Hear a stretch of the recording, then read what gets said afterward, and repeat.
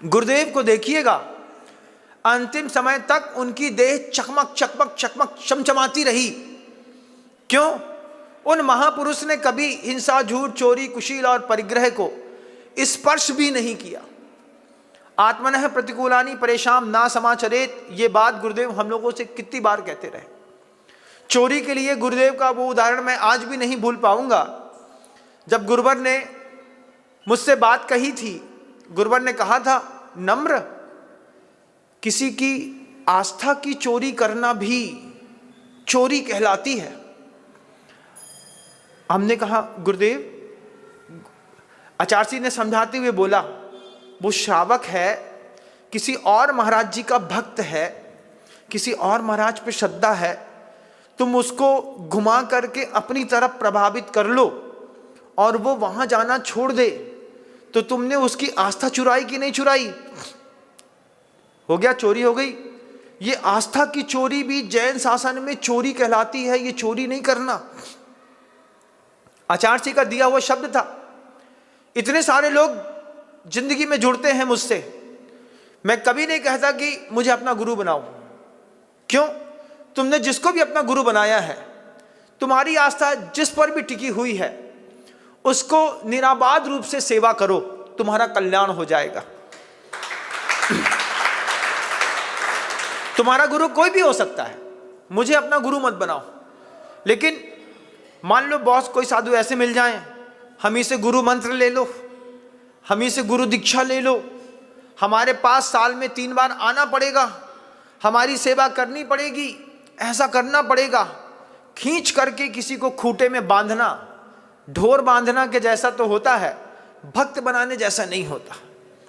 आचार्य जी ने कहा हम लोगों से, किसी की आस्था की चोरी भी चोरी कहलाती है, किसी की आस्था भी मत चुराना। आपकी जिस गुरु के ऊपर आस्था है, वो गुरु की जय जयकार, उस भक्त की जय जयकार की दोनों के संबंध अच्छे बने थे, बने हैं और बने रहें। हम खुद भगवान से शांति धारा में प्रार्थना करेंगे, क्योंकि आपके वो गुरु हैं, तब तो आप हमारे पास तक आए। वो गुरु नहीं होते तो आप हमारे पास भी कहां तक आ पाते। प्रयत्न पूर्वक की गई हिंसा, प्रयत्न पूर्वक किया गया झूठ, प्रयत्न पूर्वक की गई चोरी आपके घर में बंटवारा भी कराती है, आपकी पुण्य प्रकृतियों को बदलती भी है। अब आपकी पाप प्रकृतियां भी बहुत सारी हैं, वो भी निरंतर उदय में चलती रहती हैं। अब उदय में पाप प्रकृति है तो उदय में तो आएगी महाराज।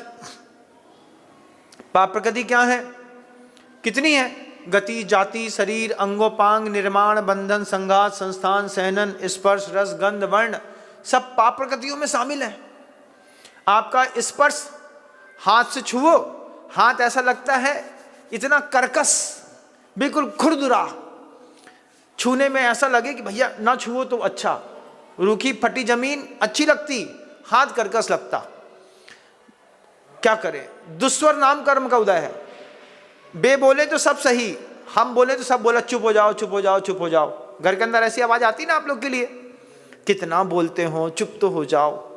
जब कोई आपसे कहे, और ये ना कहे, किसी से कहते हैं वंस मोर, एक बार फिर से, और एक से कह रहे हैं तुम नहीं बोलो तो ही अच्छा है। क्यों? हमारा दुर्भग नाम कर्म का उदय चल रहा है। दुर्भग नाम कर्म क्यों आया? प्रयत्न पूर्वक की गई हिंसा, झूठ, चोरी, कुशील और परिग्रह से। प्रयत्न पूर्वक दुस्वर नाम कर्म का उदय आया। प्रयत्न पूर्वक करने पर अनादेय अयश कीर्ति का उदय आया। परिवार का मुखिया घर के लिए मरा जा रहा सुबह से लेकर शाम तक, लेकिन घर के अंदर 2 कौड़ी का यश नहीं है उसका।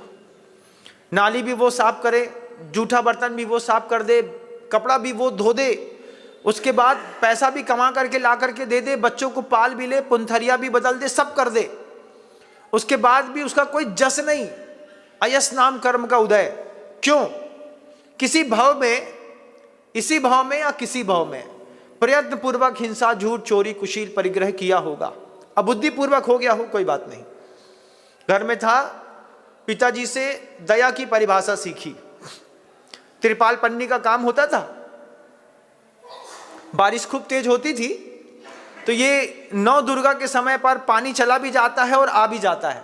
आपने देखा होगा, जब सोयाबीन की कटाई होनी होती है उसी वक्त एक झला बहुत तेज आता है, कहीं ना कहीं साइक्लोन बनता है। साइक्लोन बनने पर पानी, बारिश, बाढ़ जैसी स्थितियां कभी अनजाने में बन जाती हैं। अब शाम के समय पे एक महिला पूरी गीली और भागती भागती आई, सेठ सेठ सेठ सेठ पन्नी दे दो, पन्नी दे दो। तो पिताजी बैठे थे, पूरा ईंट का भट्टा लगाया है, ईंट का भट्टा लगाया है, 20,000 ईंट का भट्टा। अब वो पूरे का पूरा कच्चा ईंट है, ताकत नहीं है सेठ, पन्नी दे दो। पिताजी ने पूछा कितना लंबा चौड़ा भट्टा है? उनने कहा सेठ इतना लंबा चौड़ा भट्टा, पूरे परिवार के लोगों ने मेहनत करी, पानी पड़ेगा तो सब बह जाएगा, पूरी मेहनत बर्बाद हो जाएगी। पिताजी ने समझ लिया, समझ करके बोलते हैं कितना पैसा लाए हो?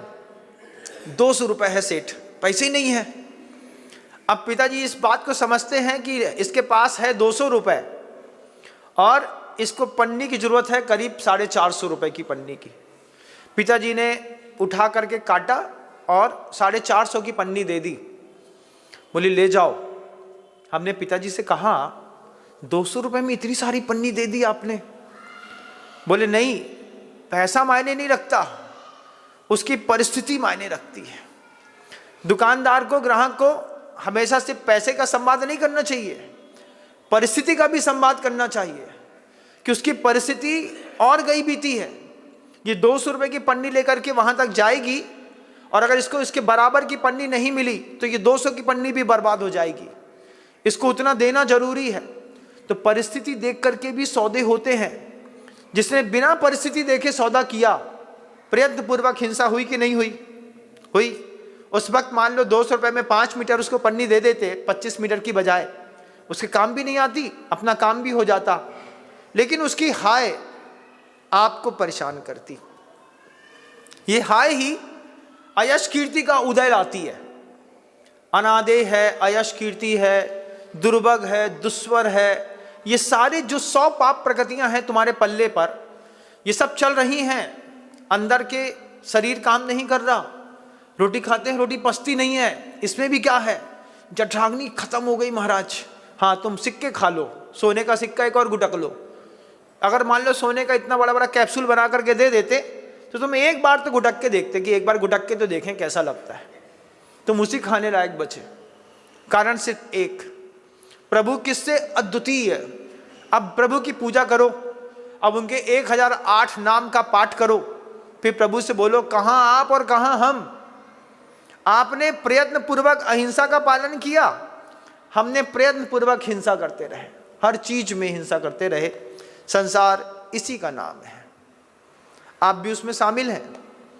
थोड़ी देर के लिए अच्छे दिख सकते हैं, ज़्यादा देर के लिए नहीं। जजलीन दोस्तों, अगर आपको मेरी वीडियो अच्छी लगती है तो प्लीज़ मेरे चैनल को लाइक, शेयर, सब्सक्राइब करिए और इसी तरह से अपना प्यार देते रहिए। धन्यवाद।